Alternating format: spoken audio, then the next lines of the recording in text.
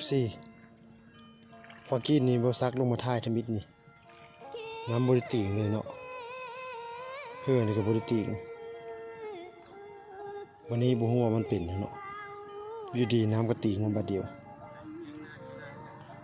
ก็เพิ่มเข้ามาบักแห้งเนาะจนเฮือกก็ติงให้มัน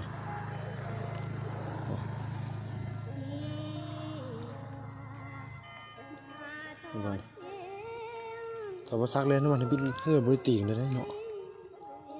ท่ายไปท่ายมาน้ำติงมาบ่แห้งมาเลยแต่พุ่นตีมาแต่พุ่นเนาะก็เพิ่มเข้ามาเฮือก็ตีตึกตักนะโอ้มันสร้างว่าทั้งมันสร้างเป็นถนนเนาะ